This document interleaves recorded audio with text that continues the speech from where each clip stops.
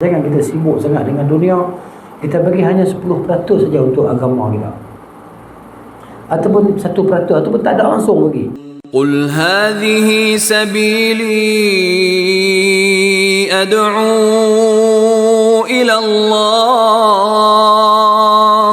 ala basiratin ana wa man ittaba'ani wa subhanallahi wa ma ana minal musyrikin. Assalamualaikum warahmatullahi wabarakatuh. Innal hamdalillah nahmaduhu wa nasta'inuhu wa nastahdihi wa nastaghfiruhu wa na'udzu billah min shururi anfusina wa sayyiati a'malina. Man yahdihillahu fala mudilla lahu wa man yudlil fala hadiya lahu. Asyhadu an la ilaha illallah wahdahu la syarika lahu wa asyhadu anna Muhammadan abduhu wa rasuluh sallallahu alaihi wa ala alihi wa sahbihi ajma'in. Rabbi syrah li sadri wa yassir li amri wa hlul 'uqdatam min lisani yafqahu qawli.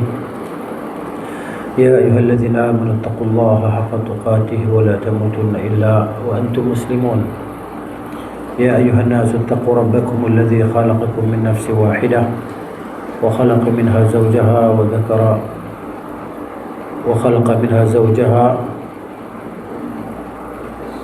وبث منهما رجالا كثيرا ونساء واتقوا الله الذي تساءلون به والأرحام إن الله كان عليكم رقيبا. Alhamdulillah, pertama-tamanya kita memanjatkan kesyukuran terhadap Allah Azza wa Jal. Pada malam ini kita diberi kesempatan, masa,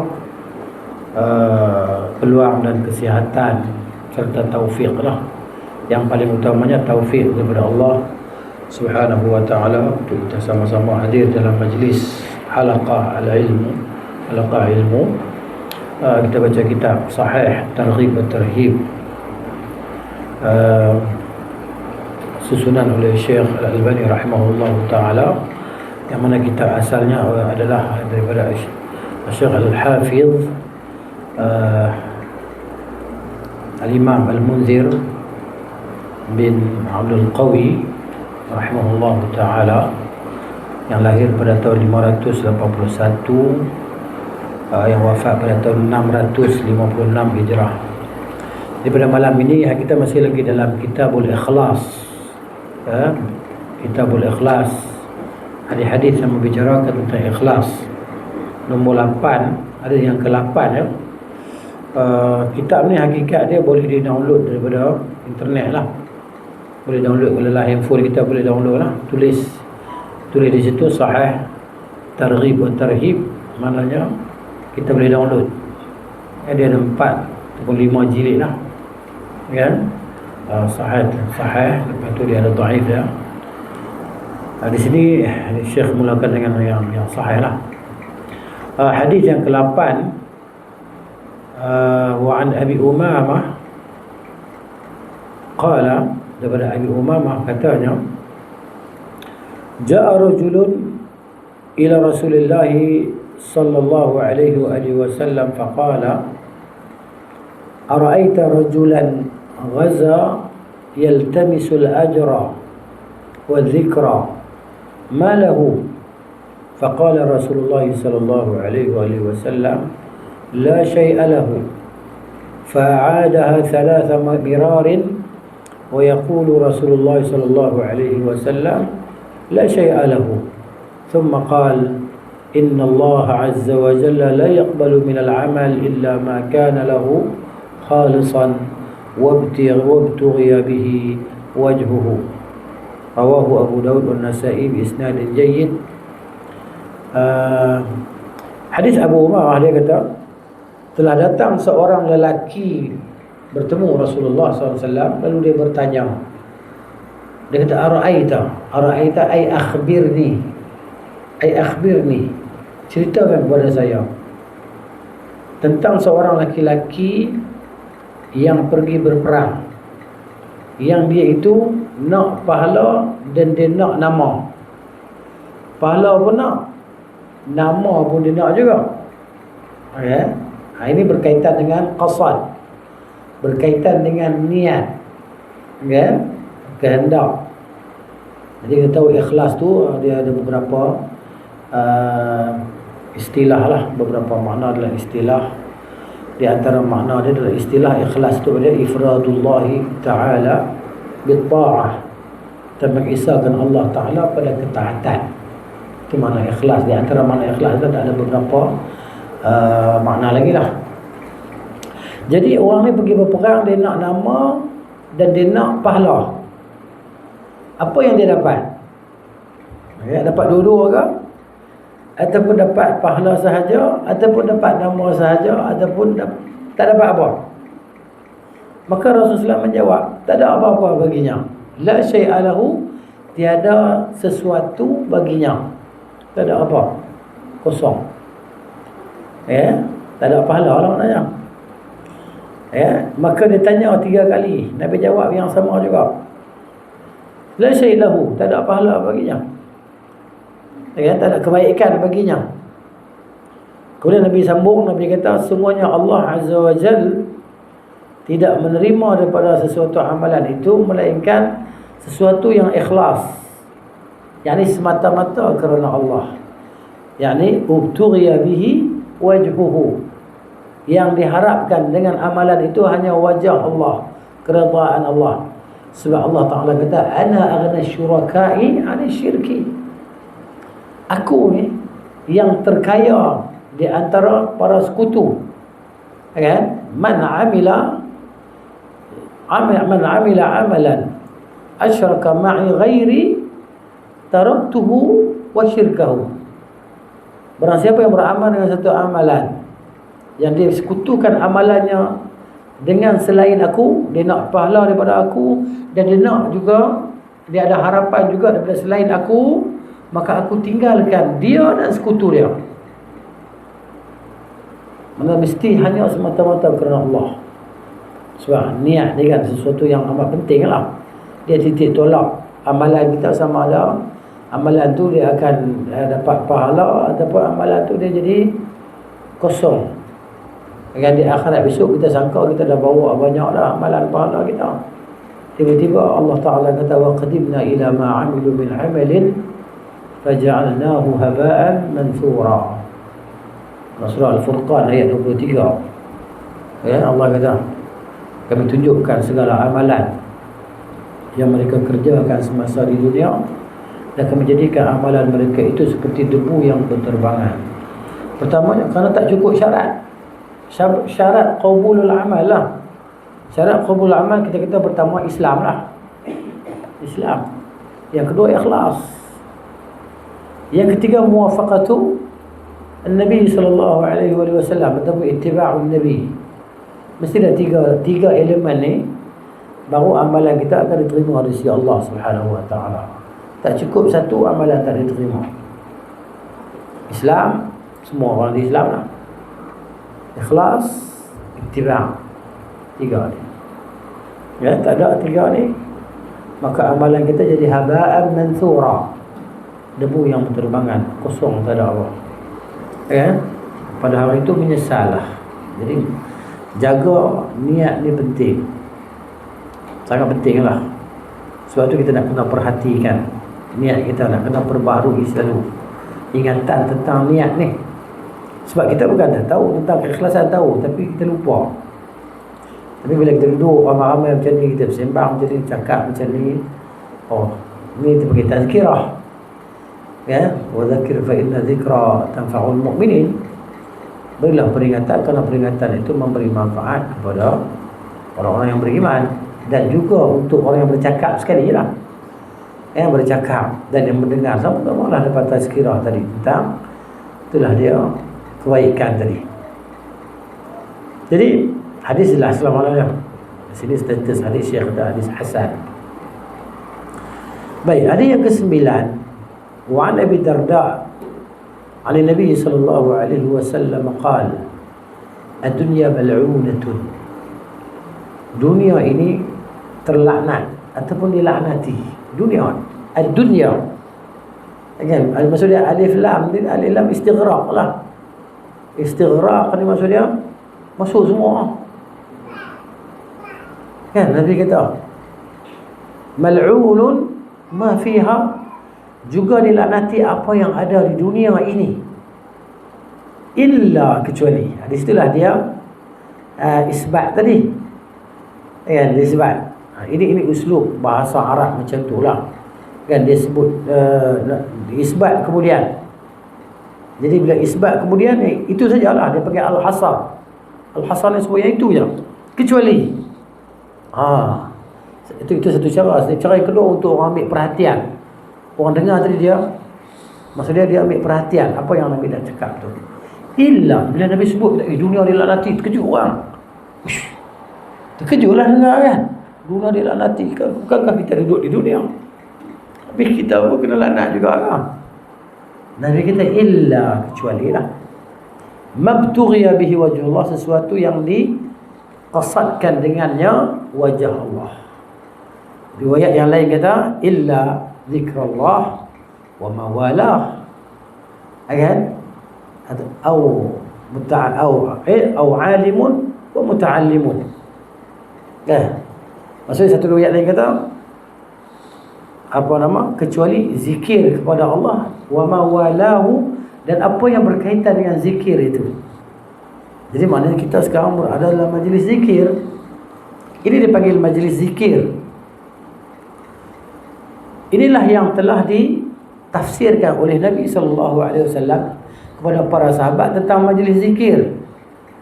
Nabi tak pernah buat majlis zikir duduk ramai-ramai. Afdalu zikri fa'lam annahu la ilaha illallah, la ilaha illallah. Sampai 100 kali kan, ramai-ramai. Ada yang lagi semangat sampai meloncat-loncat, berguling-guling. Naik atas belakang kawan dia pun ada. Lompat duduk atas riba kawan dia pun ada. Dia kata dia fana. Fana ni mana dia binasa. Binasa sungguh. Itu. Jadi kecuali apa yang diharapkan dengannya wajah Allah, yang keikhlasan tadi lah.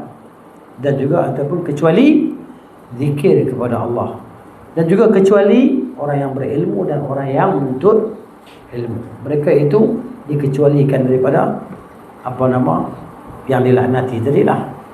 Maka itulah dia. Kita kena sentiasa berada dalam keadaan tidak dilaknati bersama dunia lah. Jadi rugilah talibud dunia ni, tullabud dunia. Rugi ya. Nabi kata ta'isa abdud dinar, binasalah hamba dinar. Kalau kita di Malaysia hamba RM lah. Pagi sampai ke malam cari RM. Pagi sampai ke malam. Solat apa ke mana apa ke mana. Kan? Na'udzubillah. Jadi begitu. Mana kita kena timbanglah dunia ni. Dunia dan akhirat. Jangan kita sibuk sangat dengan dunia. Kita bagi hanya 10% saja untuk agama kita. Ataupun 1%, ataupun tak ada langsung bagi. Kan? Hanya menuntut dunia. Belajar. Kenapa? Nak bekerja nanti dia dapat gaji besar. Kan? Kemudian dia punya planning tu banyak lah.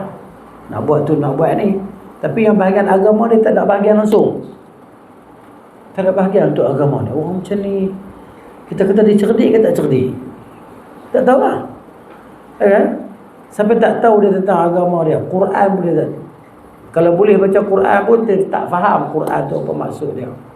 Apa tujuan matlamat Al-Quran itu? Sedangkan Al-Quran tu kalau kita pandang dia kitab petunjuk. Dia itu map, peta. Al-Quran ni macam peta. Peta yang menyampaikan kita kepada matlamat yang sempurna, iaitu matlamat yang kita kata yang dikehendaki oleh kita adalah syurga lah. Kan kalau kita ada peta tapi kita tak pandai baca peta. Peta ada tapi tak pandai baca. Tak faham nak baca peta ni macam mana. Bolehkah kita sampai ke tempat tujuan kita? Tak boleh. Kan? Boleh kata semua rumah ada Al-Quran. Sekarang dalam handphone kita download Al-Quran, kita dah tengok di mushaf, tengok dalam handphone tu, baca. Kalau kita baca kita faham tak? Kalau kita faham kita ikut tak? Kita amalkan ataupun tidak? Wa qala rasulu ya rabbi inna qaumi ittakhadhu hadha al-Qur'ana mahjura.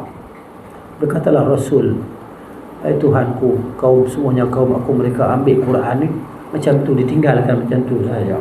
Tak dipedulikan, diabaikan. Tak ditadabbur, tak ada penghayatan pada Al-Quran. Nanti kita menyesal lah. Begitu. Jadi inilah hakikat dunia kan. Dunia tadi. Satu hari Nabi SAW dengan para sahabat berjalan di pasar.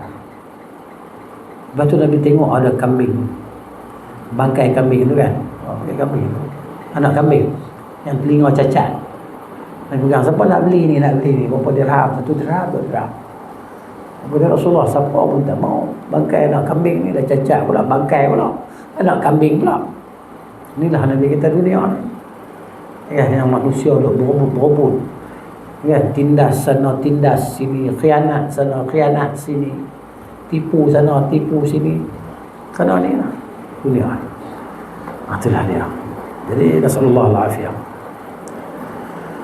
Kemudian hadis masih lagi dalam Kitabul Ikhlas an Umar bin Al-Khattab radhiyallahu anhu qala sami'tu Rasulullah sallallahu alaihi wasallam yaqul, kata Umar, aku dengar Rasulullah SAW bersabda, innamal a'malu binniyah, hanya sahaja segala amalan itu disertai niatlah.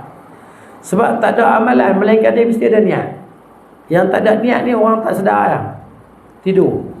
Boleh dia berzikir sambil tidur kan. Tidur boleh nak. Lepas tu dia bersembang meracau seseorang. Dia maki orang ke apa. Tak ada dosa. Kan, sebab tak sedar. Tak ada niat. Ya. Sebab tu dia kata membunuh tanpa niat. Tak kena hukuman tu kan. Dia kata tak kena niat tanpa niat. Dia tak disertai dengan niat. Tak sengaja. Jadi segala amalan yang kita buat ni mesti ada niat kita. Kita daripada rumah kita keluar rumah tu. Kan? Kita ambil topi keledar ke, kita ambil kunci kereta ke. Ada saya saja ke? Saya saja ke ambil kunci kereta, ambil topi keledar. Tanya nak pergi mana? Tak pergi mana kan? Tu pegang topi keledar. Oh. Terlupa saja. Mana ada? Mesti dia nak pergi mana? Kan? Nak pergi beli makan ke, nak pergi kelas ke. Mesti ada niat dah. Innamal a'mal, Nabi kita innama tu ada tu hasrin kan. Itu saja, lain tak ada. Segala amalan yang mesti disertai dengan niat. Sama ada niat yang boleh mendatangkan pahala ataupun niat yang harus mubah. Niat yang mubah apa dia? Contohnya nak pergi kedai makan, nak makan harus. Ya, nak pergi beli makanan. Dan niat yang kita kata yang wajib tadi, nak solat kan. Bangun tidur, nak masuk bilik air. Masuk bilik air. Maksud dia untuk apa? Untuk ambil wudu. Wudu untuk apa? Untuk solat. Niat tu. Nak melakukan yang wajib, nak melakukan yang sunat, nak melakukan yang makruh, nak melakukan yang haram. Ada niat. Satu riwayat kata bin niyat dengan lafaz jamak. Lafaz jamak. Okey. Tadi lafaz mufrad. Dengan semuanya segala amalan disertai dengan segala niat. Maksudnya gitulah. Dan kata Nabi SAW, innama likulli imri'in ma nawa. Hanya sahaja bagi setiap orang itu apa yang dia niatkan. Untuk dia apa yang dia niatkan. Kan? Dia niat baik kan? Kerana Allah, nak dapat keredaan Allah, nak cari pahala, maka dia dapatlah pahala tadi, keredaan Allah. Kan? Jadi faman kanat hijratuhu. Jadi mana Nabi tafsirkan lagi sallallahu alaihi wasallam, tafsirkan lagi perkataan likulli imri'in ma nawa. Kalau tak faham lagi, Nabi tafsir lagi. Nabi kata faman kanat hijratuhu ila Allah wa rasulih. Barang siapa hijrah dia itu kerana Allah. Kan hijrah ni kita kata, kalau hijrah fizikal ni, Nabi kata la hijrata ba'da al-fath. Tidak ada hijrah selepas pembukaan kota Mekah. Walakin niyatun wa jihad. Akan tetapi yang adanya niat dan jihad. Kan? Itulah dia. Jadi kita sekarang ni hijrah yang kita kata hakikat hijrah yang sebenarnya yang berlaku sepanjang masa adalah hijrah, kan? Kita kata min ghadabillah ila ridallah. Hijrah daripada kemurkaan Allah kepada keredaan Allah. Hijrah daripada maksiat kepada taat. Itu berlaku sepanjang masa sampai hari kiamat. Hijrah daripada dosa kepada pahala tadi. Kalau kita hijrah, kita perpindahan kita kerana Allah dan Rasulnya. Dulu mungkin kita gangster ke apa, tak tahulah kan. Tapi sekarang kita jadi ustaz. Buka-buka baju, tatu penuh belakang. Kan? Tatu banyak ni, pasal apa ustaz ni? Ustaz apa gangster mana ni? Ini bukan tatu, ini bekas bekam. Kan? Tengok tatu penuh belakang kan. Ini gangster ustaz, tepu ni kan. Tapi itulah dia. Jadi kadang-kadang macam tu kan. Dia belajar sampai dia boleh mengajar kan. Itulah dia. Macam para sahabat radhiyallahu anhum.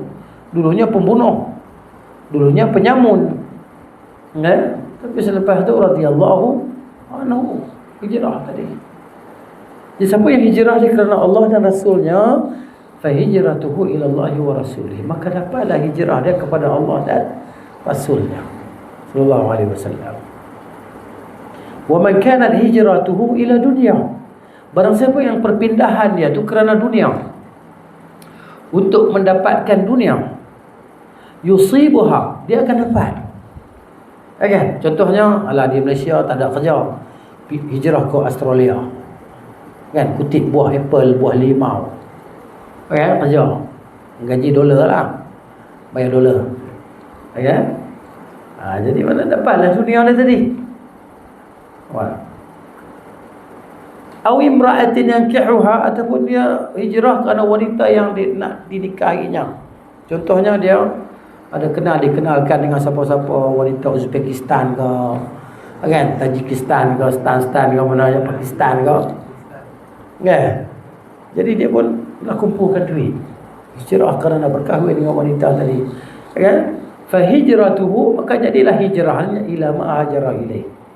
Kepada apa yang lebih hijrah kepadanya. Sama ada hijrah kepada wajib, atau hijrah kepada sunat, atau hijrah kepada mubah, atau hijrah kepada makruh, atau hijrah kepada haram. Dapatlah. Itulah dia. Ada riwayat Bukhari dan Muslim dan Abu Dawud, Tirmizi dan Nasa'i. Kata Imam Ibn Hajar di sini rahimahullah ta'ala, sebagaimana dikutip oleh Syekh Al-Albani rahimahullah ta'ala dalam kitab ni. Kata Ibn Hajar, za'ama ba'dul mutaakhirin, sebahagian daripada ulama yang mutaakhir ni, mereka menyangka bahawa hadis ini mencapai darjat mutawatir. Walaysa kadzalik. Bukan macam tu. Kenapa? Kerana hadis ni berseorangan meriwayatkannya oleh Yahya bin Sa'id Al-Ansari. Dia ambil daripada Muhammad bin Ibrahim At-Taimi. Kemudian diriwayatkan daripada Al-Ansari ni oleh orang yang ramai. Yang riwayat daripada Yahya bin Sa'id ni ramai orang. Sebelum tu seorang-seorang. Ya. Sampai daripada Yahya bin Sa'id ni sampai 200 orang perawi. Jadi orang sangka hadis ni mutawatir. Bukan mutawatir, tak. Dia mutawatir daripada asal sanad, daripada asal sanad. Sahabat yang ramai meriwayatkan hadis dari Nabi sallallahu. Kemudian di setiap tabaqah, di tabaqah sanad tu kan mesti riwayat yang tahilul 'adah, tawatuhum wa tawafuquhum 'ala al-kadhib. Maksudnya adat kata memang dia pun tak boleh bohong lah. Ramai sangat riwayat. Macam kita mari tadi tengok ada kilang terbakar. Semua orang atas jalan raya nampak. Semua orang tulis dalam Facebook ada kilang terbakar dekat welfare, dekat Sungai Buloh. Semalam ada kilang terbakar kan. Semua orang nampak. Betul-betul. Memang tak boleh bohong. Itulah dia. Tapi kalau ada orang pergi tulis kata kan, siapa yang beramal dengan tauhid rububiyah, uluhiyah, semua sifat, ini adalah ajaran sesat. Hak ni bukan mutawatir, ni jahannam lah. Ya. Tulis-tulis padam. Tulis-tulis padam. Maknanya tak confident. Muzabzab. La ilaha ula wa la ilaha ula. Sana pun tak, sini pun tak. Ni perangai apa? Dalam bracket lah. Dot. Itulah dia. Ya, sampai macam tu kan. Dia tak tahu nak jadi apa ni. Allah musta'an. Baik. Ini sedikitlah cerita tentang riwayat dia. Kemudian hadis ni sahih. Kemudian Aisyah qala, daripada Aisyah radhiyallahu anha dia kata, qala Rasulullah sallallahu alaihi wasallam. Ya, ni kita belajar hadis ni. Hadis ni bukan subjek yang payah tak. Cumanya kalau belajar ulum hadis tu susahlah sikit, kan? Baca matan hadis ni. Sebab tu hadis ni kelebihan yang kita belajar hadis ni, sebagaimana kata ulama, ahlul hadis hum ahlur rasul. Mereka yang mempelajari hadis, mereka adalah ahli Rasul sallallahu alaihi wasallam. Illam yashabu nafsahu, walaupun mereka tidak pernah bersahabat dengan Rasul sallallahu alaihi wasallam, anfasahu sahibu, mereka bersahabat dengan nafas Rasul. Kata Rasul, seolah-olahnya kita dengar Rasul, qala Rasulullah, qala Rasulullah, qala Rasulullah. Kan? Itu kelebihan belajar ilmu hadis. Ini satu kebanggaan lah sebenarnya. Ya? Sebab dia juga dalam tu semua sirah kehidupan Nabi sallallahu, kehidupan Nabi A to Z lah. Itu dah cerita dia. Ini semangat untuk belajar hadis. Hadis ni banyak sangat, berjuta hadis kan. Cakap Nabi cakap ni banyak, buat lagi, mengaku lagi, iktiraf kan, iqrar. Imam Ahmad hafaz juta hadis, alfu hadis, alf 1030, campur lagi 30 tak sejuta. Kita 2-3 hadis pun lah. Esok lupa ni apa itulah. Apa yang nak periksa, apa lupa. Ingatlah tak susun pun. Baik. Ada Aisyah radhiyallahu anha, masih lagi dalam Kitabul Ikhlas ataupun dalam bab an-niyah, ni bab niat. Kata Nabi, yaghzu jayshunil Ka'bah. Kan? Satu tentera akan datang menyerang Kaabah. Bila? Belum berlaku lagi. Belum. Adapun tentera Yazid datang menyerang tentera Abdullah bin Az-Zubair itu bukan tu. Ini belum berlaku. Sebab apa? Sebab maknanya bumi menelan tu tak berlaku lagi. Nabi cerita tentera ni bila dia datang nak menyerang Kaabah, fa idza kanu bi baida'a minal ardi, apabila mereka sampai di satu kawasan lapang di bumi ni, kawasan luas lapang, padang pasir tu, yukhsafu bi awwalihim wa akhirihim, akan ditenggelamkan, disedut ke dalam bumi daripada awal sampai ke belakang, habis semua orang yang ada di situ semua tenggelam, ditelan oleh bumi. Dia pun nak pergi serang Kaabah kan. Qalat, kata Aisyah, dia tak faham, dia rasa macam pelik. Terus tanya. Qultu, aku bertanya, ya Rasulullah, kaifa yukhsafu bi awwalihim wa akhirihim wa fihim aswaquhum? Macam mana dibenamkan semua sekali yang ada di jalan itu, yang di awal sampai ke akhir, sedangkan di situ orang yang bukan ahli tentera tu, mungkin orang yang lalu lalang di situ, pergi berniaga, nak pergi ziarah keluarga, nak pergi piknik, apa berkelah dan sebagainya, ya? Tak ada bersangkutan dengan tentera tadi pun. Kenapa mereka pun tenggelam sekali? Qala yukhsafu bi awwalihim wa akhirihim, Nabi kata dia tenggelamkan semua sekali lah. Macam itulah keadaan bala ni kalau dia datang. Macam tsunami ya, di Aceh, di Paluan, Indonesia. Dahsyat. Hak soleh, hak toleh sekali semua. Ya. Hak sembahyang dalam masjid, ya, sekali. Dekau lebih. Nabi kita ditenggelamkan semuanya daripada awal hingga ke akhir. Thumma, kemudian yub'atsuna ala niyatihim, masing-masing mereka akan dibangkitkan atas niat masing-masing lah. Niat Nabi cari rezeki yang halal, tak apa lah, dapatlah pahala. Niat Nabi kelas belajar ngaji, kan, tak apa lah, dapatlah pahala. Husnul khatimah lah. Tapi hal ni su'ul khatimah. Jadi ikut niat masing-masing. Macam kapal tenggelam lah, atas kapal tu macam-macam orang dah, Ada yang soleh, ada yang taleh. Ya, maknanya ikut niat masing-masing. Macam kapal terbang jatuh tu kan, kena tembok, meletup, jatuh, mati habis. Nah, tengok niat lah dia orang. Gitu. Mati tetap matilah, tapi masa Allah bangkitkan itu di akhirat nanti, tengok macam mana niat. Macam kata Allah Ta'ala Maha mengetahui segala-galanya tadi kan, niat kita lah. Apa niat kita?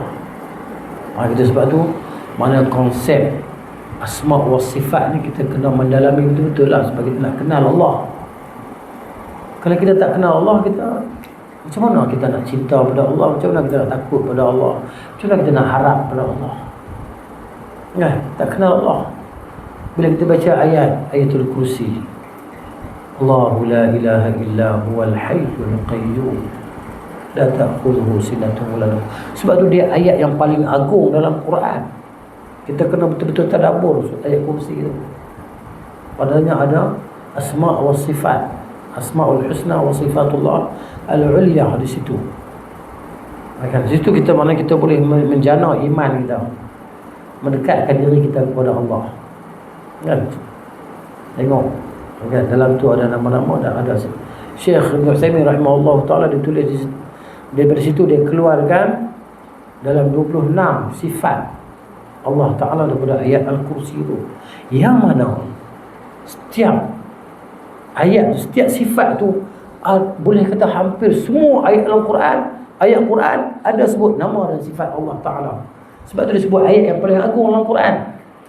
Sebab ayat lain semua dia ni mengerangkumi segala ayat-ayat lain yang menyebut tentang nama Allah dan tentang sifat Allah. Jadi bila itulah kenal kita dengan Allah tadi, barulah kita boleh adalah kita kata mana kekuatan yang Allah Ta'ala bagi tadi untuk jaga niat kita apa semua tadi kan. Macam itulah. Baik. Hadis yang seterusnya, wa an Anas bin Malik radhiyallahu anhu qala, Anas bin Malik kan, semua kita kenal, saya tak sebutlah cerita tentang rawi ni, sahabat-sahabat ni kita kenal kan, kita baca sirah. Anas ni siapa tak kenal dia kan, Anas bin Malik ni kan. Itulah seorang sahabat Nabi yang lebih kecil-kecil. Nabi SAW sampai ke Madinah, orang pekat bagi hadiah tu, hadiah ni mak dia kata saya tak ada apa nak bagi. Ada hadiah, ambil Rasulullah ambil ni lah, jadikan dia sebagai hamba tu, suruhlah dia buat apa. Masya Allah.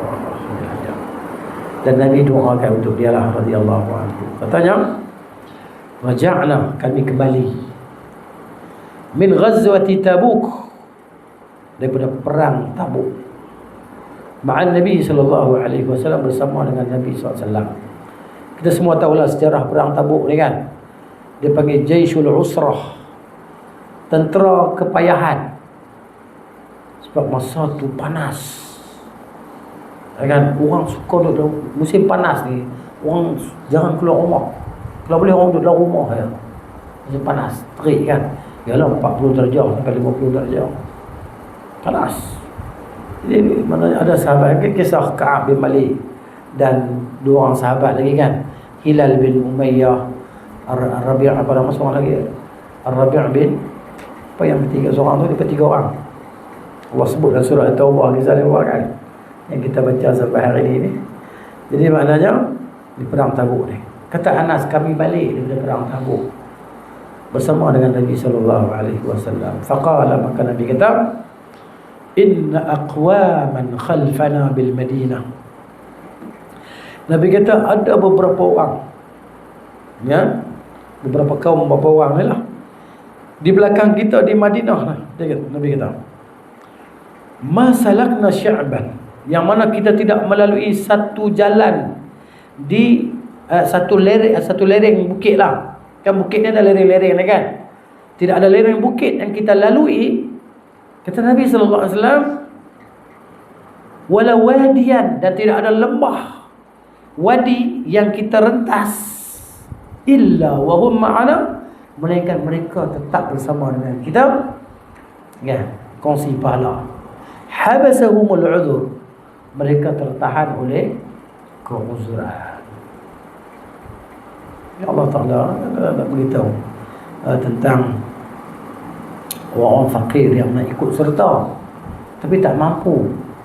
Ada yang sakit, ada yang tak ada kelengkapan barang, tak ada. Kasut pun tak ada. Pedang pun tak ada. Tak ada senjata, tak ada kenderaan. Sebab Nabi kata, aku tak ada apa nak bawa kamu. Ya, tawallaw wa a'yunuhum tafidu min ad-dam'.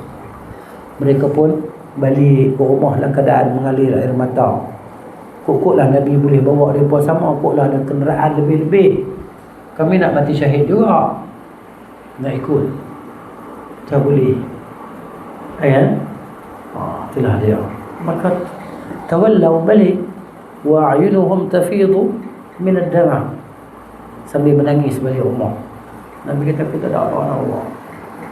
Itulah dia Nabi kata habasahumul uzur. Ada yang sakit nak ikut serta tapi tak boleh. Nak bangun jalan tak boleh. Jalan Allah nak pergi perang ke mana? Jadi begitu. Dari sudut niat pun dah dapat. Masya Allah, Allah Ta'ala dengan pemurah. Kita niat dapat pahala. Kita nak buat sungguh-sungguh ni tapi kita tak boleh pergi. Sebab tu ada hadis yang sebut kita ni kalau biasa melazimi solat berjemaah, melazimi, tiba-tiba kita sakit atau kita musafir, masuk waktu dalam rekod kita pahala solat jemaah. Walaupun kita sembahyang atas katil, sakit, musafir, ini kelebihan yang Allah bagi dia. Itu. Hadis yang seterusnya, Nabi kata, laqad taraktum bil Madinah. Riwayat lain lah maksudnya. Kan? Apa nama ni lah riwayat Abu Dawud tadi, lafaz Al-Bukhari ni lafaz Abu Dawud. Kata Nabi SAW, laqad taraktum bil Madinah aqwaman. Sesungguhnya kamu telah tinggalkan di Madinah ada beberapa kaum. Masirtum masiran, kamu tidak berjalan satu perjalanan. Wala anfaqtum min nafaqatin, kamu tidak memberi satu nafkah pun. Wala qata'tum min wadin, kamu tidak merentas satu lembah pun. Illa wa hum ma'akum, melainkan mereka bersama dengan kamu. Qalu, para sahabat bertanya, ya Rasulullah, wa kaifa yakunu ma'ana wa hum bil Madinah? Macam mana mereka boleh bersama dengan kita sedangkan mereka berada di Madinah? Kita berada dalam perjalanan ini. Kan? Panjat gunung. Kan? Turun ke lembah. Qala habasahumul marad. Kata Rasulullah, mereka tertahan oleh sakit. Tak boleh ikut. Itulah dia.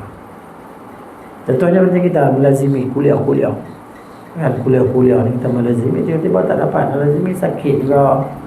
Ataupun family sakit ke, mak sakit ke, apa sakit ke, kan kita nak pergi tapi kita tertahan, pahala tu dapat. Masya Allah, pahala tu dapat. Ya, lagi jauh tempat kita, lagi banyaklah pahala kita, insya-Allah. Ya, inna 'azama al-jazaa' ma'a 'azami al-bala', kan. Jadi besarnya pahala itu ikut macam mana ujian yang menimpa kita lah.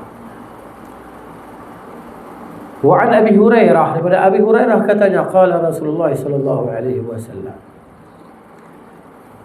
innama yub'atsu an-nasu 'ala niyyatihim. Hanya saja akan dibangkitkan manusia di akhirat nantilah.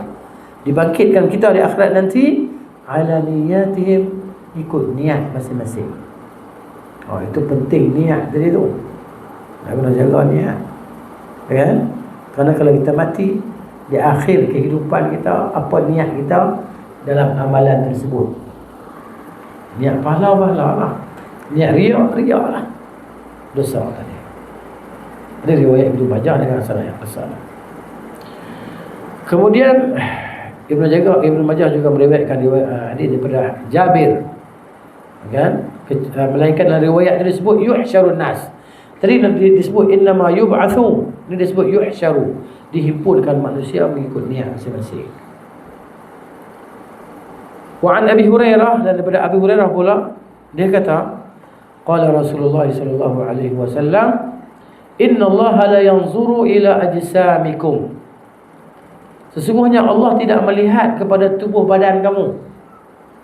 Kamu handsome ke, kamu sado ke, kan? Kamu kurus kering ke apa ke?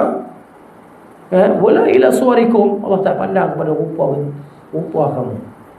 Kan? Walakin yanzuru ila qulubikum. Tapi Allah tengok pada hati kamu.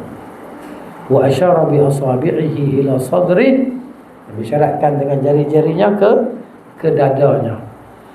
Wa a'malikum, satu riwayat kata, dan juga dengan Allah akan pandang dengan amalan kamu. Mana hati dan amalan kita, itu yang Allah akan pandang. Ya. Sebab tu Nabi kata at-taqwa hauna. Takwa di sini. Ya, takwa di dalam. Kemudian hadis daripada Abi Kabsyah Al-Anmari radhiyallahu anhu. Dia kata annahu, bahawa dia sami'a, dia mendengar Rasulullah SAW bersabda, "Thalathun uqsimu alaihinna wa uhaddithukum hadithan fahfazuhu." Nabi kata ada 3 perkara aku bersumpah atasnya, dan aku ceritakan kepada kamu satu hadis, hafallah hadis ni. Qala, kata Nabi SAW, "Ma naqasa malu 'abdin min sadaqah." Tidak akan berkurang harta seseorang hamba kerana sedekah. Min ta'lil lah, maksudnya kerana sedekah, sebab sedekah. Macam mana tak kurang pula, ada RM10 bagi RM10 habis kan? Kan? Macam mana? Allah akan gantikan. Lepas tu datang balik RM10, mungkin esok sampai satu balik lah. Saya teringat guru saya, tapi guru saya ni guru pondok lah. Guru dulu ngaji pondok, tak tahu sunnah tu apa pun, tapi dia baca kitab Riyadhus Shalihin lah, tahun 80-an. Jadi saya ingat cerita dia berbati lah. Cerita dah sampai hari ni saya ingat. Dia kata apa, dulu dia mengaji di Mekah. Dulu kan tu jangan mengaji Mekah kan. Tak kisahlah Al-Syairah ke apa, memang kita mengaji pondok aliran tu pun.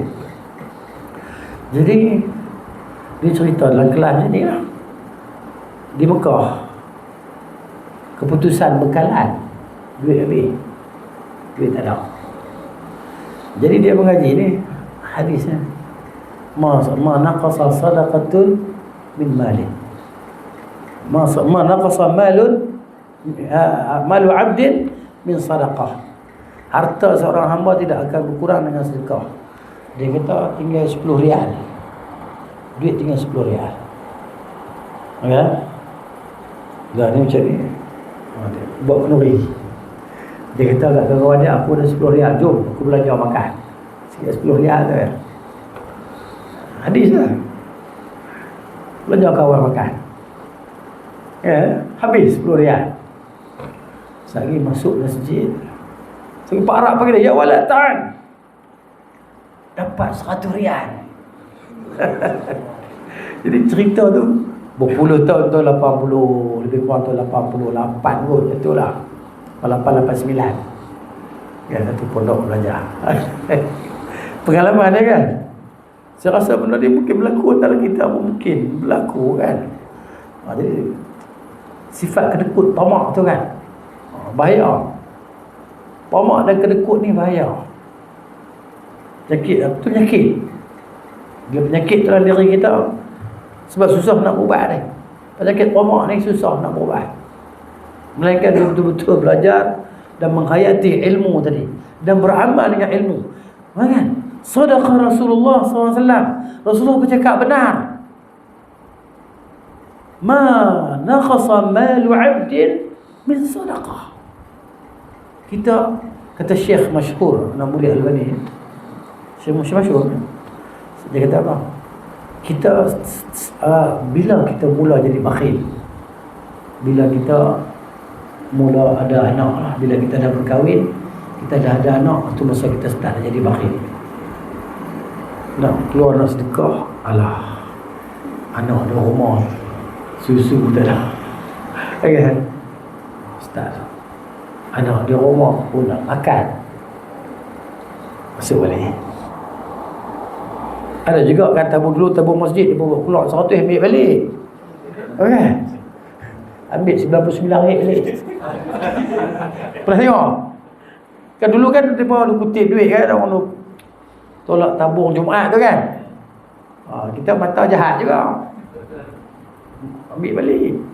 Keluar not biru 100 kan. Buka tabung 99 ringgit balik. Orang yang nak sedekah 100, sedekah RM1 okey lah tu. So 9 ringgit nak beli susu. Lah cerita kan, tapi ni lah Nabi beritahu macam tu kan. Dan dia benda ni kita panggil mujarab lah. Mujarab ni benda yang telah diuji. Uji pun. Tu guru saya kata, tak ada duit buat menuhi. Kan, tak ada duit kita buat menuhi. Tak tahu duit bagi orang balik. Tak tahulah. Tapi itulah cerita dunia ni kan. Macam itulah. Dia datang dan pergi. Cerita dunia macam tu. Datang dan pergi. Orang macam tu juga. Lahir, lepas tu ada yang mati. Harta benda macam tu juga. Dia mari, dia akan habis. Habis tu kau mana kita tak tahu. Hamba manusia ni kata, Nabi kata, yaqulu ibnu Adam, mali, mali. Anak Adam kata, hartaku, hartaku. Kan? Tidak ada baginya hartanya melainkan 3 orang. 3 orang. Apa yang dia makan jadi tanah. Apa yang dia pakai lusuh dan reput. Apa yang dinafkahkan di jalan Allah Ta'ala, itu kekal. 3 ni harta kita. Itulah dia. Tanah banyak, rumah sewa banyak. Kan? Mati, siapa yang seronok? Waris kan? Kaya-kaya. Dia kerja sampai kita kata, ya kerja teruk lah. Tapi yang seronoknya waris dia. Dia sebahagian sahabat-sahabat kita dari Bangladesh datang kan. Datang sampai 39 tahun tak balik-balik. Balik-balik lah. Dia dah umur 70 dah. Balik. Anak-anak dah jadi engineer, doktor apa semua kan. Balik 2-3 hari dia pun mati. Kan? Duit dia duk kirim kekayaan dia. Anak-anak yang seronoknya. Ya. Itulah dia. Dia apa yang dia keluarkan. Dan Nabi kata, wala zulima 'abdun mazlamatan, tidaklah dizalimi seseorang hamba itu dengan satu kezaliman, sabara 'alaiha, dia bersabar di atas kezaliman itu, illa zadahu Allahu, melainkan Allah akan tambahkan kepadanya izzan, ketinggian. Syarat sabar. Maksudnya sabar. Dan sabar ni kan bukan sesuatu yang senang lah, payah. Dia sesuatu yang payah. Sebab kalimah sabar tu sendiri maksudnya akar yang pahit. Perkataan sabar tu, sabir, kan, disebut akar yang pahit. Lan tanala albirra hatta ta'liqa as-sayra, kau tak akan dapat ketinggian, kan, kejayaan sehingga kau dapat menelan, mengunyah akar yang pahit. Boleh agak pahit, tukar ali, bakar wali, kan, yang pahit kan. Telan tu. Jadi as-sabir tu macam tu. Sebab sabar ni payah. Kita boleh cakap sabar ni ketika tak ada apa-apa. Bila kena, masa tu kita tahulah siapa kita. Ya, kesabaran tu. Sebab tu Nabi kata, innamas sabru 'inda as-sadmatil ula. Pahala sabar tu masa hentakan pertama tu. Kena terus sabar. Bila kena depression, kena musibah, depression kan, kemurungan. Pasal apa? Bila teraniaya, murung. Pasal apa? Tanah depa tukar pun nama depa, kan, di harta pusaka. Jadi hakikatnya benda tu tak patut jadi kemurungan pun hakikatnya kan. Tapi kita boleh cakap senang, tak kena kat kita. Kena kat kita sekali, Allah uji kan, uji. Berat ujian tu. Itulah dia. Di situlah ilmu main peranan tadi. Dan dia panggil apa nama, ashabus salihin, kawan-kawan yang soleh tadi. Mereka akan motivasi kita. Itu penting duduk dalam majlis ilmu ni kan. Sebab tu kita nasihatkan kawan kita yang ada sakit kemurungan, duduk dalam majlis ilmu, duduk dalam kelas tafsir, kelas tadabbur, kelas hadis, insya-Allah. Sebab apa? Ini majlis tanazzalat alaihimus sakinah, majlis yang turun kepada mereka sakinah. Kamu nak sakinah di mana? Kalau bukan sakinah yang perempuan tu, sakinah ketenangan. Kan? Tak ada tempat lain dah, Syekh. Tak ada tempat lain dah ketenangan ni. Di rumah-rumah Allah ya, di majlis-majlis zikir ya, di majlis-majlis ilmu ni. Majlis zikir tu maksud saya majlis ilmu lah. Di situ Nabi kata tanazzalat alaihimus sakinah, turun ketenangan saya. Wa ghashiyatuhumur rahmah, mereka diliputi oleh rahmat. Wa sallat lahumul malaikah, malaikat berselawat. Ya, wa zakarallahu fi man 'indah, Allah sebut nama-nama kita ni pada malaikat-malaikat yang ada di sisi dia. La haula wala quwwata illa billah. Dah kawan-kawan kita yang ada penyakit tu kan, ada cerita lah, ada cerita malam jumpa orang yang kena kan, diajar untuk jumpa orang yang kena penyakit ni. Kesian lah. Tapi kita bagi dekat dia lah, kita bagi dekat dia ubat-ubat yang patut dia ambil lah. Bukan kita doktor kan, bukan kita doktor makan ubat ni Panadol 20 biji ke apa, tak. Kita kata ni lah bang, tak ada ubat dia ni, melainkan ubat dia pada Al-Quran dan pada hadis Nabi SAW. Itulah ubat-ubat di situ. Dia nak kena pergi cari lah, nak kena dengar, belajar Quran tu, dia ubat di situ. Tapi kenapa dia tak jadi ubat? Tak faham, tak ada penghayatan. Nak menghayati ni kena ada orang tolong kita, orang yang ada pengetahuan tentang tu. Fas'alu ahla zikri in kuntum la ta'lamun. Jangan biar penyakit tu bersarang di dada nanti kan, nanti akhirnya bawa kepada jahil kan, kejahilan tadi. Payah gitu. Seterusnya, wala fataha 'abdun baba mas'alatin, tidak ada seorang hamba yang buka pintu permintaan, minta sana, minta sini kan. Dia kira dia mula minta minta sikitlah bantuan kan. Tidak ada seorang hamba yang buka pintu meminta-minta ni, illa fatahallahu alaihi baba faqrin, Allah akan buka ke atas pintu kefakiran. Ya, sentiasa rasa tak cukup je, rasa tak ada. Macam mana sekarang? Itulah, susah, duit tak ada kan. Tiap-tiap kali jumpa, duit tak ada. Tengoklah wallet, ayalah duit, tapi tu tak ada juga. Maksudnya tak ada banyak, ada sikit. Tak ada banyak, kita pun tak ada banyak kan. Jadi macam tu akan dibuka atas pintu kefakiran. Sentiasa tak tenang hidup dia. Duduk di rumah tengok jiran sebelah kan, dah beli batu, beli pasir, ada besi-besi. Oh, dia nak renovate rumah dia. Dia ambil duit mana banyak sangat kan. Jadi tak seronok tengok orang tadi kan. Dia tak mau tengok diri dia, dan tengok diri dia, tengok orang yang sebelah dia yang susah. Itu yang disuruh pun kan. Kita naik motor, tengok orang naik basikal, tengok orang jalan kaki kan, baru kita kata, oh alhamdulillah, aku ada juga motor walaupun tak ada road tax. Ada juga, alhamdulillah kan. Laju sikit kan, jalan kaki ni lambat. Itulah dia, syukur. Atau kalimatun, ataupun Nabi kata perkataan yang seumpamanya lah. Uhaddithukum hadithan fahfazuh, maka aku nak cerita dekat kamu satu hadis, maka hafallah hadis ni. Hadis ni sebenarnya kita dah baca pada kelas yang pertama dulu. Kita balas sebab kita guna kitab ringkasan Ibn Hajar tu kan. Kita baca balik. Tak rugi pun. Nabi kata sallallahu alaihi wasallam, aku dah cerita dekat kamu satu hadis, hafal ni, hafal.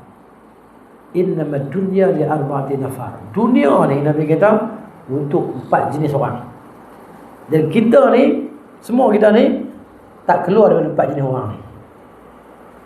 Sama ada A, B, C, D kita ni. Tengok. Yang pertama, jenis yang pertama ni. Nabi sebut jenis A dululah. Jenis yang terbaik lah. Abdun razaqahullahu malan wa ilman. Seorang hamba yang Allah Ta'ala kurniakan kepada dia harta dan ilmu. Ya, ada ustaz kita kan, dia ada harta, dia ada ilmu. Masya Allah. Fahuwa yattaqi fihi rabbahu. Dengan hartanya dan dengan ilmu dia tadi, dia bertakwa kepada Tuhannya. Ya, dia jaga diri dia daripada segala dosa. Dia nafkahkan jalan Allah Ta'ala. Dia menyampaikan ilmunya. Wa yasilu fihi rahimahu, dan dihubungkan hubungan silaturahim ni dengan keluarga dia, adik-beradik dia, kaum kerabat dia. Dinamakan rahim tu rahim. Kenapa? Rahim ada darah, kekeluargaan, kekerabatan. Adik, abang, kakak, pakcik, makcik, sepupu, kerabat. Dengan rahim. Jadi dihubungkan silaturahim dia dengan harta yang dia ada. Bantu keluarga yang memerlukan, semua tadi. Ziarah. Kan? Nak ziarah pun kena guna harta juga. Kena buah minyak, kena bayar tol. Nak ziarah kan. Tapi takkan nak pergi tangan kosong. Beli jugalah buah dukung ke apa ke. Kan? Beras ke. Buah lah. Buah tangan kan. Beli. Dengan harta tadi dia menyambung silaturahim. Wa ya'lamu lillahi fihi haqqan, dan dia tahu kan, kerana Allah Ta'ala padanya, pada harta dan pada ilmu itu ada hak. Hak dia yang dia kena tunaikan. Maka kata Nabi SAW, fahadha bi afdalil manazil. Orang ni berada di level yang tertinggi. Kan? Maksudnya kedudukan darjat yang teratas. Ada harta, ada ilmu, dan digunakan dengan cara yang sepatutnya. Dan yang keduanya, wa abdun razaqahullahu ilman. Seorang hamba yang Allah beri kepada dia ilmu, pengetahuan. Dia ada ilmu. Tentulah ilmu yang sahih lah. Ilmu an-nafi'. Ilmu an-nafi', ilmu yang bermanfaat. Sebab di sana ada ilmu yang tidak bermanfaat. Ilmu yang tidak bermanfaat ni ilmu kalam dah lah. Ya, yalah. Yang menghabiskan masa kan. Buang masa je. Qila wa qala. Wa wasawisu syayatin. Dikata macam tu, dikata macam ni, dikata macam ni. Macam Fakhruddin Ar-Razi tu kan, rahimahullah ta'ala. Ya, kita tahu dia di akhirnya dia bertaubat dari ilmu kalam kan. Jadi satu hari dia berjalan dengan anak murid dia, ramai-ramai kan anak murid dia. Satu makcik tu tanya, siapa tu? Dia berkata, makcik tak kenal kan? Itulah dia Ar-Razi. Dia boleh datang spontan. Dia boleh datangkan spontan 300 dalil akal tentang kewujudan Tuhan. Makcik tu kata, apa? Oh, 300 aku satu dalil aku tahu dah Tuhan ada. Tak masalah dah. Ada alam, ada Tuhan. Hal lebih tu kita nak kenal Tuhan. Nak kenal Tuhan, belajar Al-Quran. Belajar hadis. Kerana apa? Rasul tu datang nak perkenalkan Tuhan tu kepada kita. Kan? Marabbuka tu. Marabbuka tu, siapa Tuhan kau tu? Siapa yang perkenalkan kita? Nabi. Sebagai utusan Allah, dia perkenalkan Allah kepada kita. Kita tidak kenal. Tak kenal Allah. Kan? Yang tiga tu kan. Yang kedua tu maknanya nak ajar kita macam mana cara nak buat benda yang boleh menyampaikan kita kepada redha Allah. Macam mana nak ibadat? Tak tahu ibadat. Rasulullah ajar macam mana nak solat, nak puasa. Ya. Yang ketiganya nak beritahu kat kita lah. Tempat kita di selepas itu di mana. Pilihlah mana nak masuk. Ya, kanan atau kiri, syurga atau neraka. Itulah dia. Ni seorang yang Allah bagi pada dia ilmu. Walam yarzuqhu malan. Allah tak bagi dekat dia harta. Inilah dia kita tengok ada. Di sana ada hikmah. Ada hikmah Allah Ta'ala ciptakan hamba-hamba dia ni kan. Macam-macam. Ada orang miskin, ada orang kaya. Al-Imam Ibn Kathir rahimahullah ta'ala disebut dalam kitab Qasas al-Anbiya tu kan. Adam alaihissalam tanya Tuhan ketika ditunjukkan kepada dia zuriat dia, Tuhan kenapa zuriat aku ada yang cantik, ada yang tak cantik, ada yang hitam, ada yang putih, kaya miskin. Allah kata jawapan dia, aku mahu supaya aku disyukuri. Kan? Uridu an ushkar. Aku hendak bahawa aku disyukuri. Hamba bersyukur kepada dia. Alhamdulillah. Orang kaya bersyukur kepada Allah Ta'ala dengan kekayaannya. Kan? Lepas tu orang miskin tengok orang bawah dia pula. Unzur ila man dunaka wala tanzur ila man fawqaka. Tengok orang bawah kau, kan tengok orang atas kau. Tengok bawah dan seterusnya lah. Macam tu. Baik. Jadi ada ilmu, tak ada harta. Macam kita pun no? Kita ada harta juga, ada lah, tak banyak lah. Ada harta bohong lah. Ni pun harta ni. Jadi harta umum lah. Tak ada harta lah. Habis tu yang tu bawa tu dia cakap dengan handphone tu. Bukan harta. Kan? Harta ni apa yang kita miliki kan? Yang bermanfaat yang kita boleh guna. Tak ada duit boleh jual. RM50 laku. Walaupun dah 5 tahun kan, RM50 laku lah. Tak laku lah. Tak mahu dah. Orang tak mahu dah. Orang lempar ni pun ni tak mahu dah. Semua jenis baru-baru lah ni. Kemudian wa fahuwa sadiqun niyah. Dia ni niat dia jujur, betul. Niat dia betul, baik. Dia kata apa? Yaqul, dia kata lau anna li malan, kalaulah aku ni ada harta. Dia berangan lah. Berangan boleh dapat pahala. Oh. Berangan, orang berilmu ni, dia berangan insya-Allah dapat pahala. Dia kata ni, lau anna li malan, kalaulah aku ada harta, la amiltu bi amal fulan. Aku akan buat macam si fulan tu buat. Ya. Dia boleh nafkah satu kereta harga 100,000 lebih dekat madrasah. Kan, aku akan buka kereta, aku nak sedekah motorhome. Kan, dekat ustaz-ustaz ni supaya dia pun boleh pergi belajar. Tak payah sewa hotel. Kan? Apa dia? Hotel Cina, janji hotel tingkat 4, 35. Sampai-sampai tak boleh tidur, tercengang. Tak apa lah, alhamdulillah. Dia boleh tidur tepi jalan bawah tu kan. Macam tu lah keadaan dia. Dia niat dia tadi. Fahuwa biniyatihi, maka dia dengan niat dia. Dengan niat kita dapat pahala. Nabi kata fa ajruhuma sawa. Masya-Allah, pahala mereka berdua sama. Jadi tak boleh kata orang fakir tak boleh duduk di syurga yang teratas. Tak boleh kata. Sebab orang fakir dengan orang kaya dua-dua saleh. Kan? Tapi pahala mereka boleh sama. Walaupun orang fakir di zaman Nabi SAW mengadu orang kaya ni, ambil semua pahala. Kan? Nabi kita tak apalah. Aku ajar agak kamu semua, kalau kamu buat ni sama dengan orang kaya. Zikir wirid apa orang pakai solat tu.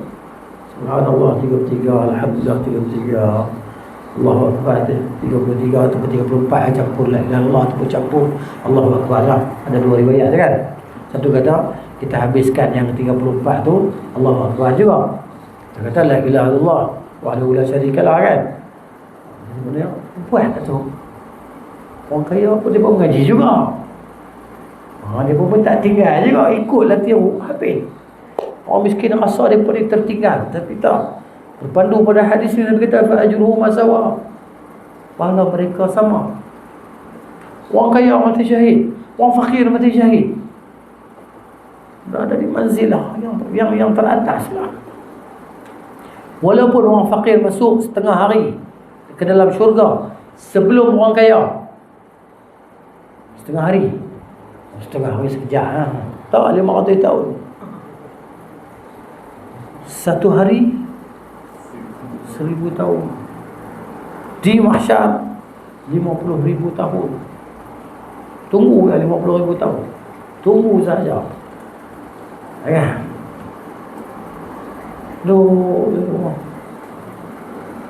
Mana ada nak baca paper pun, mana ada tu. Tunggu lah. Seluar tak ada, baju tak ada, kasut tak ada, sunat pun tak. Jadi ini yang kedua, A dan B lah. Jadi kita boleh pilih lah antara 1 dan 2 ni. Mungkin 1 ni kita tak mampu kot, kita pergi hak 2. Kan? Ada ilmu, pergi belajar mengaji kan. Yang ketiga ni, seorang hamba yang Allah bagi rezeki dekat dia harta. Walam yarzuqhu ilman, Allah tak bagi dekat dia ilmu. Ilmu tak ada. Yakhbitu, dia gunakan harta dia pada selain daripada kebaikan. Dia guna pada cara kebatilan lah. Ya, sponsor kau yang tak ada faedah, konsert lah apalah kan, sponsor. Jadi pada hartanya, dia gunakan harta dia tadi pada perkara yang tidak bermanfaat, tanpa ilmu. Tengok membazir lah, membazir kan. Dah beli kereta mahal, lepas tu dia repair pula. Kita tengok kan, tayar kereta tu dia elok lagi. Tanya orang, abang, rim kereta ni bengkok ke? Kereta mus, kereta mahal lah. Tapi duduk kat kedai tayar, duduk cari rim. Nak tukar, abang, awak kereta ni rim bengkok lah. Bukan rim bengkok, kepala saya bengkok, dia kata. Oh, okey tu. Kepala bengkok, dia mengaku sendiri, kepala dia bengkok. Ini, yang betul. Tak ada faedah, tak ada manfaat. Duit tu suka pun merasa begitu, tapi nak kepuasan tadi kan. Duit banyak, pakai 3 bulan rim tu, tukar rim lain pula. Yang untung siapa? Kedai tayar, dia rim. Wala yattaqi fihi rabbahu, dia tidak bertakwa dengan harta dia tadi akan Tuhan dia. Wala yasilu fihi rahimahu, dan dia tidak menghubungkan hubungan silaturahim, hubungan kekerabatan tadi, tak gunakan harta dia tadi untuk berhubung dengan adik-beradik dia. Ini musibah. Ini penyakit orang jahil lah. Penyakit orang jahil, penyakit tak ada ilmu. Wala ya'lamu lillahi fi haqqan, dia tak tahu pun hak Allah Ta'ala pada harta tadi. Dia tak tahu. Kalau zakat ke apa kan, dia tak tahu. Tak mau ambil tahu. Nabi kita fahadha bi akhbadil manazil. Bi akhbathil manazil, ini darjat yang paling keji. Akhbath ni isim tafdil, maknanya mana paling lah. Paling keji. Khabith tu keji, akhbath sangat keji. Ini yang nombor 3. Kalau ni paling keji, lepas tu tak kata apa dah. Dan seorang lagi hamba, lam yarzuqhu Allahu malan wala ilman, harta pun tak ada, miskin, ilmu pun tak ada. Ini ramai orang. Gelandangan, ilmu tak ada, harta pun tak ada. Fahuwa yaqul, dia berkata, lau anna li malan, kalaulah aku ada harta, la amiltu fihi bi amal fulan, aku akan buat macam mana perbuatan orang ketiga tadi. Berangan. Kalau aku kaya macam dia, kan, kira nak buat macam-macam. Fahuwa biniyatihi, maka dia dengan niat dia. Fawizruhuma sawa, maka dosa mereka berdua ni sama. Walaupun dia apa kedana miskin, harta tak ada, ilmu pun tak ada. Yang orang tadi ilmu tak ada, harta ada, dah teruk dah. Ini lagi teruk dah, plus lah. Jadi kita ni maknanya boleh pilih lah, kita nak berada di manzilah yang mana, kedudukan yang mana. Pilihan di tangan kita lah. Allah bagi pilihan. Tapi di akhirat besok ada balasan lah, ataupun balasan dunia sebelum akhirat. Tapi yang nombor 3, nombor 4 ni, kan, orang kafir, dan masuknya jugalah orang-orang fasik daripada kalangan orang Islam ni, ya. Tapi kalau nombor 1, nombor 2 tadi memang Muslim, mukmin lah, 1 dan 2 tu. Jadi ini pedoman lah, pedoman kita, panduan kita, kan. Kita tengok dunia ni macam mana. Tapi kita dunia ni untuk 4 orang. Kita pilih lah, sama ada kita nak buat anjakan, kita nak buat anjak, aku nak duduk level yang nombor 1, silakan. Kita ada harta dan kita cari ilmu. Ada sebahagian kawan kita, dia dapat harta dulu, ilmu dapat kemudian, alhamdulillah. Ada kalangan kita dapat ilmu dulu, harta dapat kemudian. Jadi macam itulah. Yang dapat harta dulu, dia mencari orang yang ada ilmu dulu. Wah, dia belajar kat orang yang berilmu, maka dia ada ilmu. Dia dah dapat harta dulu. Yang nombor 2 ni, dia ada ilmu, kemudian nanti dia ada harta. Itu dia.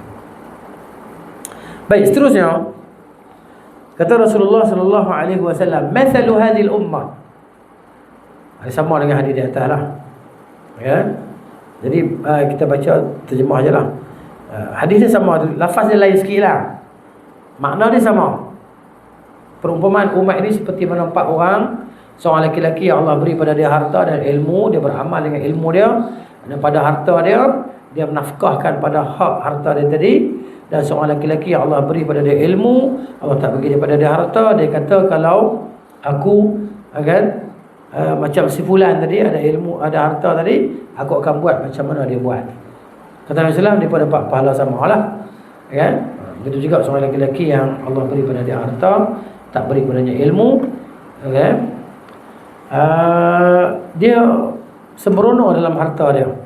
Jadi maknanya yang ketiga, yang keempat, orang yang Allah tak bagi dekat dia harta dan juga tak bagi ilmu, dia kata, kalau aku ada harta, aku akan buat macam orang yang ketiga, maka mereka dari sudut dosa sama. Hadis dia maknanya lafaz dia lain, makna dia sama. Okey.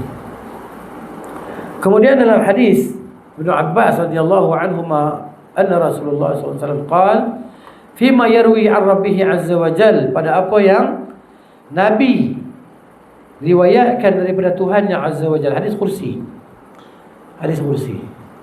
Jadi kitab ni kitab Sahih At-Targhib, saya tak sebut Sahih At-Targhib pun sebab Syekh dia dah himpun ada yang sahih di sini, kan. Berbeza dengan kitab kalau kita tengok itu kitab apa nama takhrij, kitab ringkasan Ibnu Katsir, kan. So dia ambil ada yang hadis Sahih At-Targhib sekian ni lah. Baik. Kata Allah, hadis kursi ni, hadis kursi.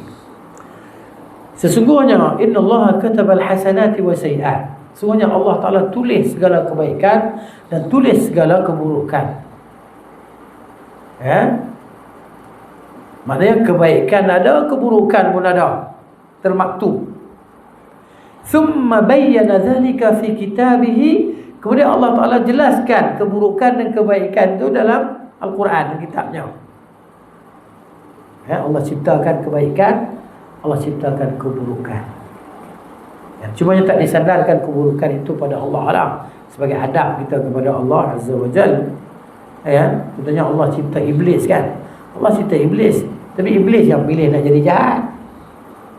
Ya, itulah dia. Jadi kata Allah, faman hamma bihasanatin, barang siapa yang terlintas Dia ada rasa nak buat baik. Ya, rasa nak buat baik. Falam ya'malha, tapi dia tak buat. Dia tak buat baik. Ya. Dia tak nak pergi kelas lagi. Kan, tetap pergi. Nak pergi kelas, nak tengok orang dah nak balik dah. Tapi ya, dia nak pergi.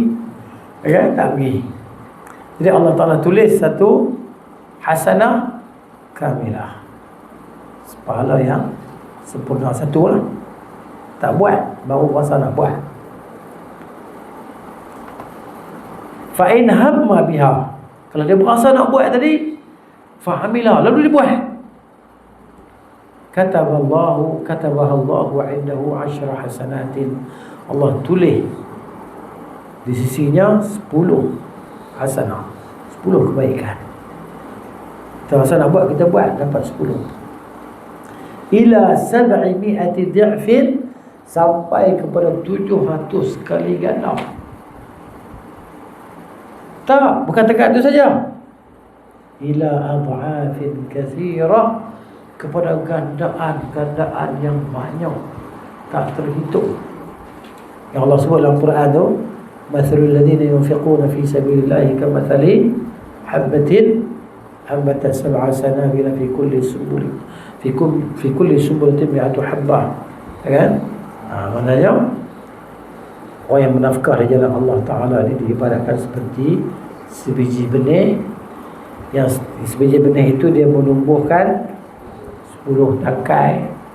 Di setiap tangkai itu ada 100 biji. Ya. Di sini hadis sebut sampai kepada gandaan yang banyak, tak terkira. Allah Ta'ala bagi pahala kita lebih banyak. Ya. Ini kelebihan lah. Kelebihan umat Muhammad sallallahu alaihi wasallam. Istimewa. Kita adalah umat yang istimewa. Al-akhirun al-awwalun, yang terakhir tapi yang pertama. Dan kita ni 80 saf daripada 120 saf. Ahli syurga ada 120 saf, dan umat Nabi Muhammad SAW ada 80 saf. Yang 40 saf lagi campur-campur lah, daripada umat Nabi Nuh AS sampailah kepada umat Nabi Isa AS. Itulah dia. Wa man hamma bi sayyi'atin, siapa terasa nak buat benda buruk, benda tak elok, falam ya'malha, dia tak buat. Katabahallahu 'indahu hasanah kamilah. Allah tulis satu hasanah. Satu hasanah ni besar mana kita pun tak tahu. Kalau satu qiraat tu Nabi buat analogi dia, kias dia tu maknanya dengan bukit Uhud kan. Satu qiraat, satu hasanah ni kita tak tahu. Tapi yang kita tahu, Allah Maha Kaya, Allah Maha Besar, Allah Maha Pemurah. Dia bagi. Ya. Sampai amalan yang kita tak buat ni dapat satu hasanah. Amalan tak elok lah. Ya. Terlintas nak buat tapi tak buat. Wa in huwa hamma biha, kalau dia terasa nak buat tadi tapi dia buat. Dia buat juga. Allah Ta'ala tulis satu je dosa. Dalam satu riwayat disebut, ataupun Allah Ta'ala padamkan dan dia tidak binasa. Alallahi wala yahliku 'ala Allahi illa halikun, dan tidaklah yang binasa itu melainkan orang yang binasa lah. Ya, yang binasa tu orang yang binasa. Hadis riwayat Al-Bukhari dan Muslim. Kemudian an Abi Hurairah radhiyallahu anhu anna Rasulullah sallallahu alaihi wasallam qala, yaqulu Allah azza wa jalla, Allah Ta'ala berfirman, idza arada 'abdi an ya'mala sayyi'atan fala taktubuha. Kalau hamba-Ku dia nak buat satu dosa, maka jangan kamu semua tulis atasnya. Hatta ya'malaha, sehingga dia mengamalkannya ataupun dia melakukannya. Hadis nak cerita apa? Hadis ni nak cerita pada kita bahawa ada malaikat yang Allah Ta'ala beri kepada dia ilmu untuk tahu apa yang ada dalam dada kita. Wala. Tidak, malaikat ni dia tulis apa yang kita cakap, apa yang kita buat kan. Hak kita simpan tak tulis lagi. Tapi yang ni Allah kata kepada malaikat ni, apa yang dia rasa nak buat, kalau dia tak buat lagi, jangan tulis. Sehingga dia melakukannya. Di situ ada ilmu di si malaikat lah, bahawa dia boleh tahu apa yang ada dalam hati kita. Kan? Ya Allah bagi ilmu tu kat dia. Jadi Allah kata fa in amilaha, kalau dia buat, kata Nabi sallallahu, Allah Taala kata ni hadis kursi ni, faktubuha bimithliha, tulis satu saja. Dia buat satu, tulis satu. Wa in tarakaha min ajli, kalau dia tinggalkannya kerana aku, ya, faktubuha lahu hasanah, tulis untuk dia satu hasanah, sebab dia tinggal kerana Allah. Wa in arada an ya'mala hasanah falam ya'malha, tapi kalau dia nak buat satu kebaikan tapi dia tak buat, faktubuha lahu hasanah, tulis untuk dia satu kebaikan. Fa in amilaha, kalau dia buat, faktubuha lahu bi'ashri amsalha, 10 kali ganda, 10 kali ganda kebaikan. Jadi sampai kepada 700 kali ganda. Ila sab'i bi'ati dhaf. Itulah dia kata Nabi sallallahu kan. Jadi kalau kita tinggal kerana Allah tadi, baru tulis satu. Kalau tinggal kerana apa? Pasal apa ni? Contohnya buat apa? Tak mencuri ke ni? Demam. Kan? Demam tak nak mencuri. Kan? Itu bukan tinggal kerana Allah. Kerana dia demam. Kalau dia buat, tulis satu dosa. Dia tak buat, tak nak bala. Hak tadi dia teringat apa? Allah tengok ni, Allah tak suka ni, tak payah buat dosa ya. Ni baru kira satu hasanah, satu pahala. Itu dia kan.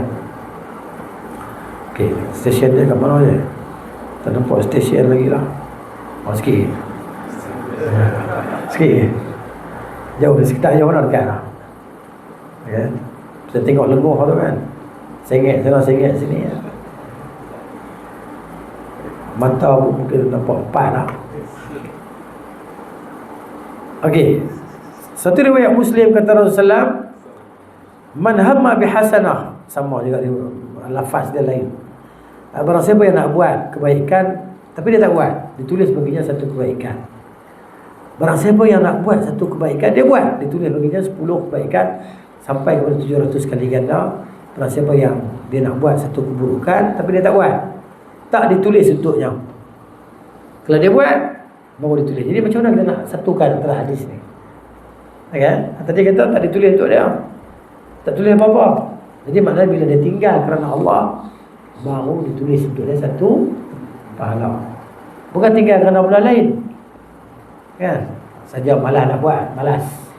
Maksudnya bukan kerana Allah lah, tak ada pahala lah. Itu maksudnya. Kemudian hadis yang terakhir insya-Allah, sebelum masuk hadis ke-19 tu. Masih 18 lagi. Qala Allah Azza wa Jalla, kata Rasulullah, Allah Taala berfirman, "Idza tahaddatha 'abdi", apabila hamba aku ni, maksudnya dia cerita, dia nak buat satu kebaikan, dia bersembang dalam diri dia lah, berkata-kata dalam diri dia, bi ayyi amal hasanah, dia nak buat satu kebaikan, fa ana aktubuha lahu hasanah. Kan? Allah kata aku tulis untuk dia satu kebaikan, malam ya'malha, selama mana dia belum buat. Baru Rasul nak buat, bersembang nak buat, tapi tak buat lagi, dapat hasanah.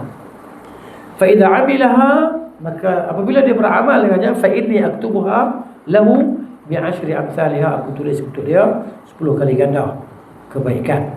Wa idza tahaddatha 'abdi, apabila dia berbicara dalam diri dia bahawa dia nak buat dosa, kan? Fa ana aghfiruha lahu ma lam ya'malha, aku ampunkan untuknya selama dia tak buat. Fa idza 'amilaha, kalau dia buat, fa ana aktubuha lahu bimithliha, aku tulis satu untuk dia, satu dosa.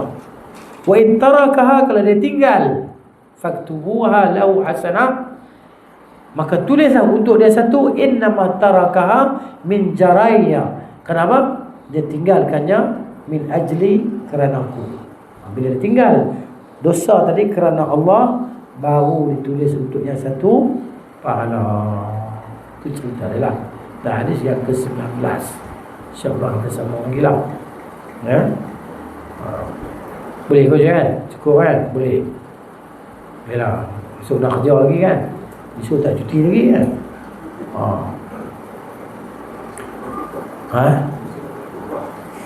Esok dengar khutbah Jumaat. Tapi khutbah tu dah delete. Itulah. Dia masuk sekejap ya. Lepas tu tengok delete dah no. Dia tak confident lah. Bila orang tak confident ni bayar. Bak akidah bukan main-main kan. Sebab tauhid rububiyah tak boleh sesat. Habis tu Quran ni macam mana? Macam mana? Nampaknya orang yang tulis tu jahil.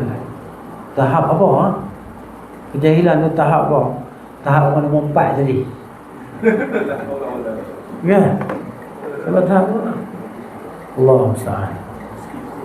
Itulah dia. Allah. Ujian ni ujian tu. Kan orang yang beriman lah.